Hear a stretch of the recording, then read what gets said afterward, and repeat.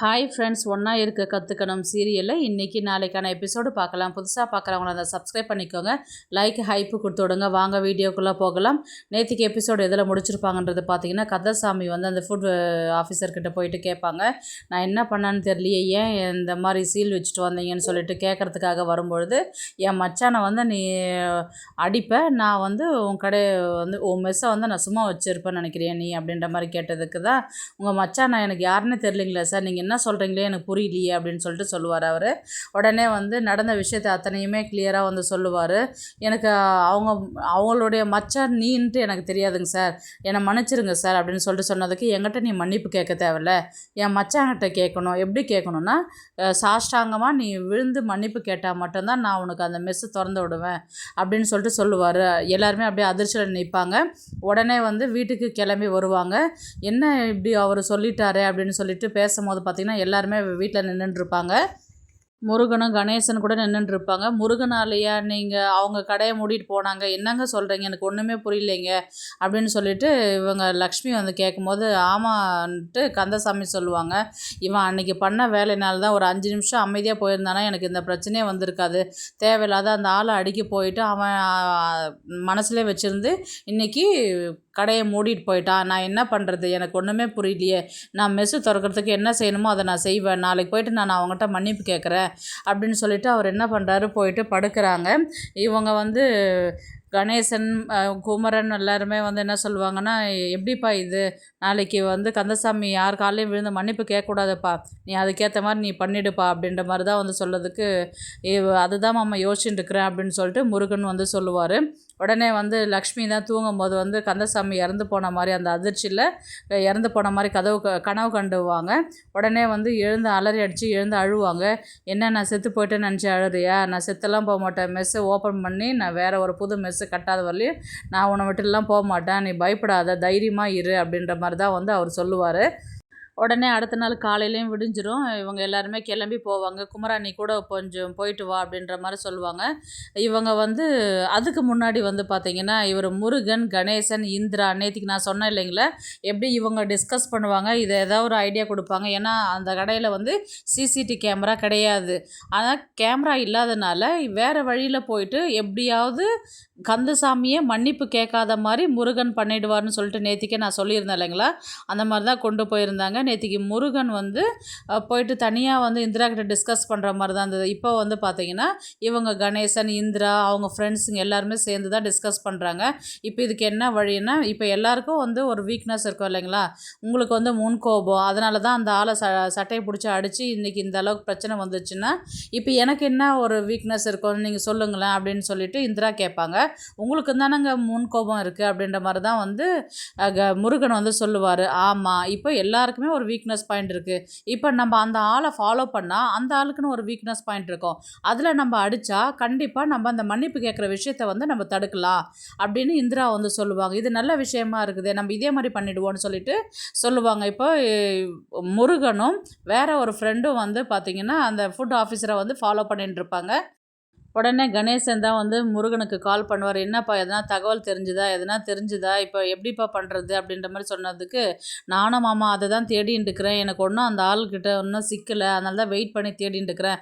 இப்போ அந்த ஆளை தான் ஃபாலோ பண்ணின்னு வந்தால் கடைசியில் அந்த ஆள் எங்கே போச்சுன்னே தெரியல அப்படின்ற மாதிரி தான் வந்து இவர் சொல்லின்னு இருப்பார். என்னடா நீ இப்படி சொல்கிற, எப்படியாவது நாளைக்கு கந்தசாமியை மன்னிப்பு கேட்க வைக்கக்கூடாதுடா முருகா, நீ தாண்டா பார்த்துக்கணும் அப்படின்ற மாதிரி தான் வந்து இவர் கணேசன் வந்து சொல்லுவார்.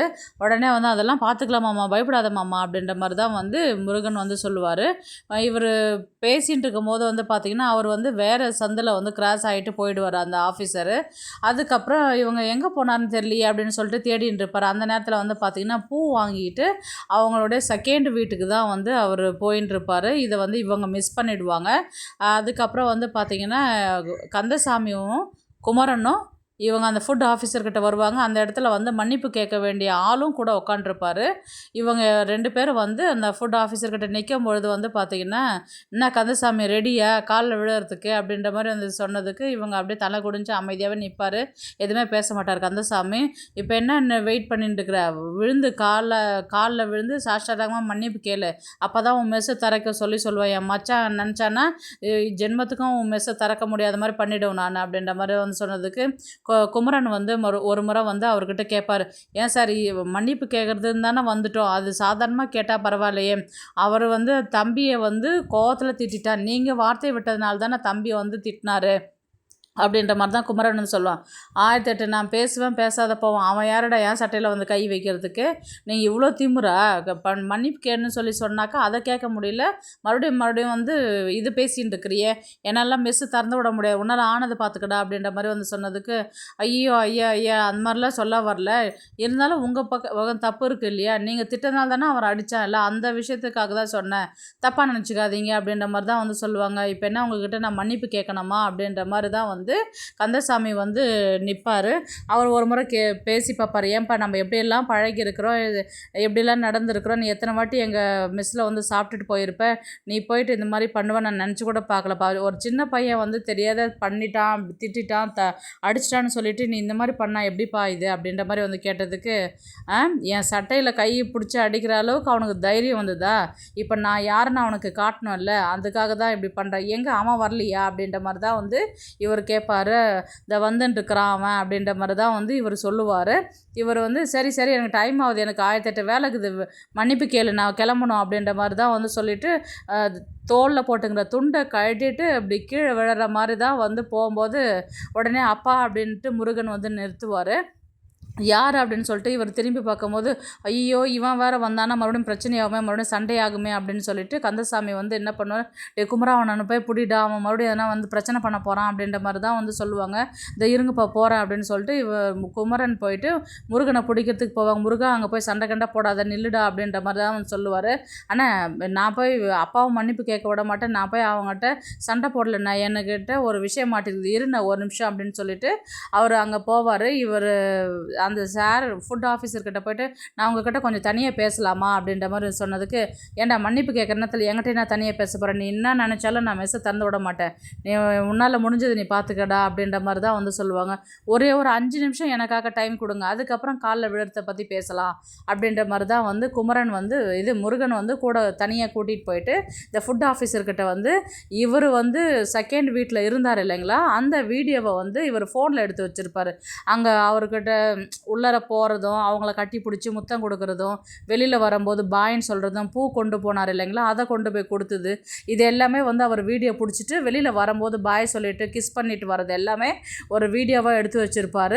இதை வந்து அந்த ஆஃபீஸர் பார்த்த அடுத்த செகண்டே வந்து அவருக்கு அதிர்ச்சி ஆகிடும். என்னடா இவன் இப்படி என்ன லாக் பண்ணிட்டான் அப்படின்ற மாதிரி தான் வந்து அவர் யோசிப்பார். டே இது எங்கடா எடுத்த நீ, இது என்னடா தேவையில்லாத வேலை பண்ணுற, இதை முதல்ல டெலீட் பண்ணிடா அப்படின்னு சொல்லிட்டு தான் வந்து அவர் சொல்லுவார்.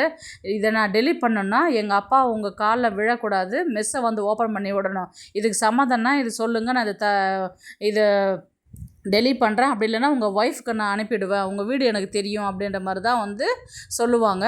இது என்னடா வம்பா போச்சுன்னு சொல்லிட்டு இவர் அங்கேருந்து கிளம்பி வந்து நின்ன உடனே, சரிப்பா நீ மன்னிப்பெல்லாம் கேட்க வேணாம், மறுபடியும் இந்த மாதிரி தப்பெல்லாம் பண்ணக்கூடாது புரியுதா, இதை ஃபஸ்ட் அண்ட் லாஸ்ட்டாக உனக்கு வார்ன் பண்ணி நான் விடுறேன், நான் கிளம்பு, நான் வந்து நாளைக்கு மெஸ்ஸு திறந்து விட சொல்கிறேன் அப்படின்ற மாதிரி தான் வந்து இந்த ஆஃபீஸர் சொல்லுவார். என்ன மச்சான் நீ இப்படி பேசுகிற, மன்னிப்பு கேட்க சொன்னேன் நான் அப்படின்னு சொல்லிட்டு சொன்னதுக்கு, ஐயோ நீ போயிட்டு தேவையில்லாத அவனை போய் அவங்க வீட்டை பற்றி பேசினேன்னா அப்போ நான் அடிக்காத என்ன பண்ணுவான், தேவையில்லாத பிரச்சனை இல்லை, நீ ஏன் கொண்டு போய் விட்டுட்டு உக்காந்துக்கிற, இப்போ எனக்கு தான் தேவையில்லாத பிரச்சனை உன்னால் எனக்கு அப்படின்ற மாதிரி தான் வந்து இவர் சொல்லிவிட்டு என்ன பண்ணுவார், நீங்கள் போங்க நாளைக்கு வந்து மெஸ்ஸு திறந்து விடுவோம் அப்படின்ற மாதிரி தான் வந்து சொல்லும் போது கந்தசாமி வந்து ரொம்பவே சந்தோஷங்க ஐயா சந்தோஷம் அப்படின்ற மாதிரி தான் வந்து அவர் சொல்லுவார்.